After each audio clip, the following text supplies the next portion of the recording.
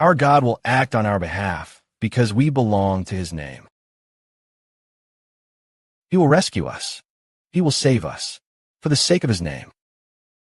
That is, if we are God's people, then God will save us. So if a city belongs to God, God will deliver it. During the time of King Hezekiah, king of Judah, Jerusalem is indeed the city belonging to God. Because Jerusalem had God's temple, God will act in Jerusalem for the sake of his name. So God will. This city, when the Assyrian king came to attack Hezekiah, God would deliver them. So at that time, the king of Assyria sent Sennacherib to attack, to insult the Lord, and to urge the surrender of Jerusalem. Then he again sent envoys, writing a letter that said, "Send envoys," and then holding the Assyrian king. Sennacherib also urged Hezekiah to surrender. But Hezekiah prayed to Isaiah the prophet, son of Amoz, pleading with the Lord, "Have mercy on Jerusalem." Now let us see how the Lord answered King Hezekiah. We read in Isaiah chapter 37, where it says, "The prophet Isaiah, son of Amoz, sent someone to meet Hezekiah and said, 'The Lord, the God of Israel, declares, you prayed to me concerning Sennacherib, king of Assyria. I have heard you. Above is what the Lord said about that man. The virgin daughter of Zion despises you. Laugh at you. Maiden Jerusalem has shaken her head behind you. Whom have you insulted or blasphemed? Whom have you dared to attack? Whom do you look down upon? Or to whom are you being arrogant? The one who attacks Israel's Holy One. You, through your messengers, have insulted the Most High, saying, I will use a vast host of chariots to scale every hilltop, reach the top of Lebanon. I will cut down the tall cedars and the fine pines. I will enter into the remotest mountains, the thick forests. I dig a well to draw water from elsewhere, and trample dry every waterway in Egypt. Ah, this king is so haughty. He has trampled dry every waterway in Egypt. He thought his army was vast. Then the Lord said, Have you not heard? From ancient times I determined and planned. Even though now, by your hand, fortifications have been made, only to be reduced to ruins. For from ancient times God had ordained King Sennacherib. It is the Assyrian king. Attacked the fortified cities through the hand of the Assyrian king.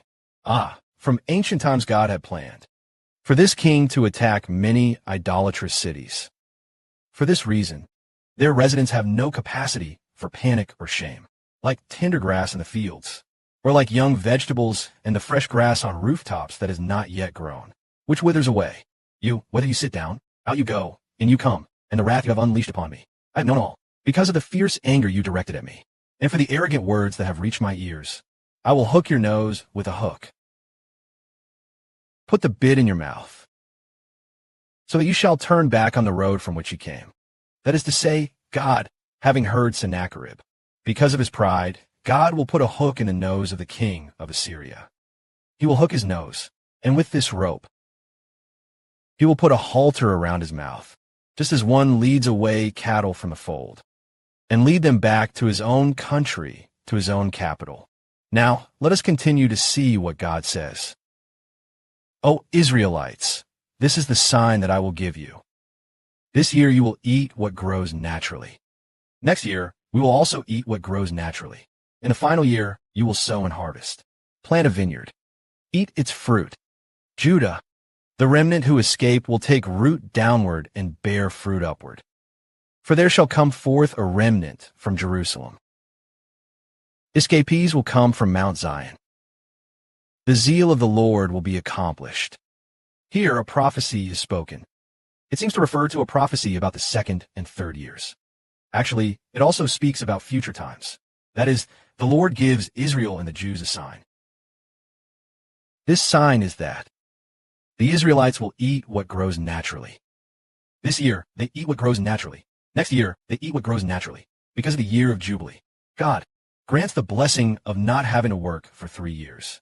When the Jubilee year comes, once the Jubilee arrives, there is a sabbatical year before the Jubilee year. Last year was a joyful year. What about the next? Altogether, 3 consecutive years of no labor. During these 3 years, the Israelites and the people of Judah ate their fill. Then it says here, the remnant of Judah that has escaped will again take root downward and bear fruit upward. The result was that the king of Assyria attacked Jerusalem. But in the end, the remnant, they will, when roots grow downward and fruits appear upward, these people will trust God more. So after growing stronger in faith, the fruit they bear will be actions pleasing to God.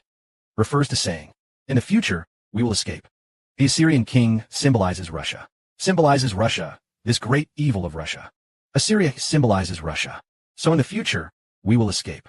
When the army of Russia's unicorn attacks, the remnant will root down and bear fruit upward. Their fruit will be abundant, spreading across the land. That is after we have endured the ravages of war. God preserves this remnant among us. Ultimately, bear fruits abundantly. Downward to take root refers to having a firmer faith in God, a more steadfast faith in the Lord. Finally, it bears fruit. Glory to the Father and the Lord. Amen.